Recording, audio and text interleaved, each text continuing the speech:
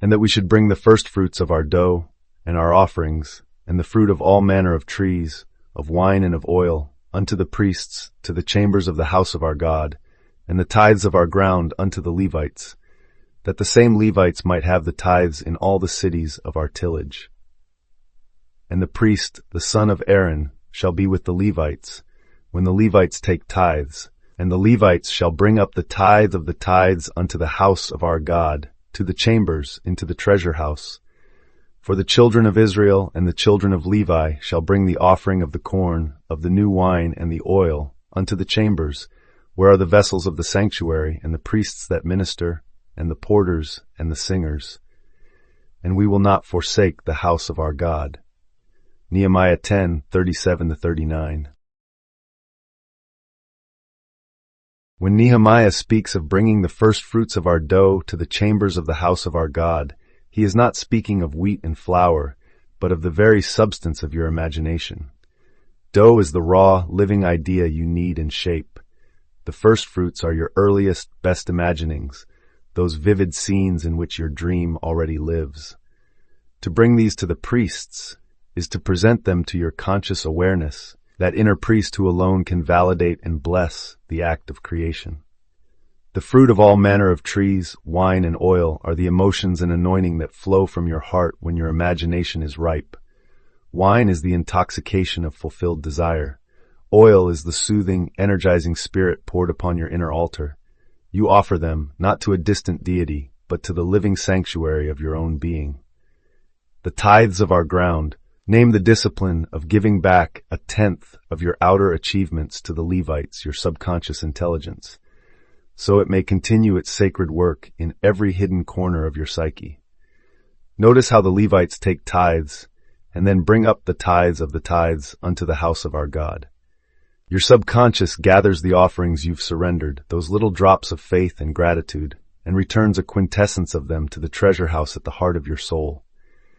There, in that secret place, the building of your Christ self advances, stone by living stone. Finally, the promise, we will not forsake the house of our God, reminds you that every act of giving, every imaginal gift, every grateful tithe, ensures the temple within remains whole. The conscious priest and the faithful Levites of your being collaborate, rehearsing the divine economy. What you sow in belief and offer in joy, they multiply and bring home in glory, securing forever the indwelling presence of I Am. When the imagination awakens, it offers the firstfruits of dough, fruit of trees, wine, and oil, those fresh creative impulses that arise from genuine communion with Spirit. Alongside this flow, a humble discipline invites setting aside 1/10 of daily awareness for inner work, recognizing that the divine presence or higher self is the wellspring of every blessing. In this sacred interplay, intuition and reason act like priests and Levites, harmoniously translating visions conceived within into tangible expression. Meanwhile, the subconscious remains a hidden treasury, a chamber where each imaginal seed is carefully stored and nurtured until it is ready to emerge into form. Begin by dedicating your first creative thoughts, your first fruits, and your steady discipline, your tithes, to rich, positive inner scenes, for in doing so you plant energetic seeds deep within the subconscious. Then comes the divine alchemy.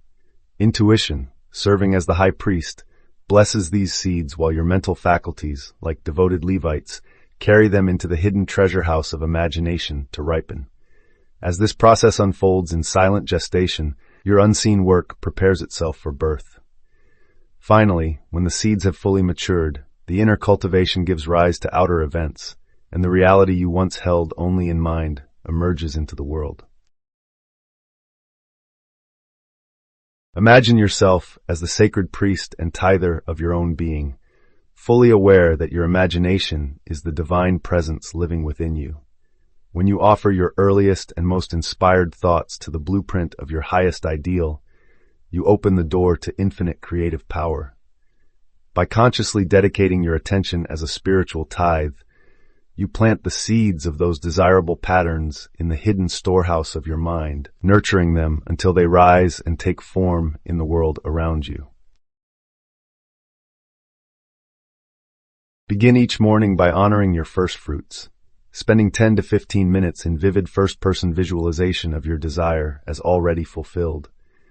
As your day unfolds, gently tithe your attention by pausing 5 times to offer heartfelt gratitude for that fulfillment, allowing no space for complaint or doubt. When fear or scarcity stirs, guard your inner chamber by softly returning your focus to your consecrated scene, reaffirming the reality you have imagined. Along the way, track the harvest by noticing small coincidences, new contacts, and fresh ideas that mirror the seeds you've sown within. Celebrate each one as tangible proof of your creative partnership with Spirit. In this way, by recasting Nehemiah's temple economy as your personal inner economy, you come to see that these ancient rites perfectly map out how to find, consecrate, sow, and harvest the divine power already at work inside you.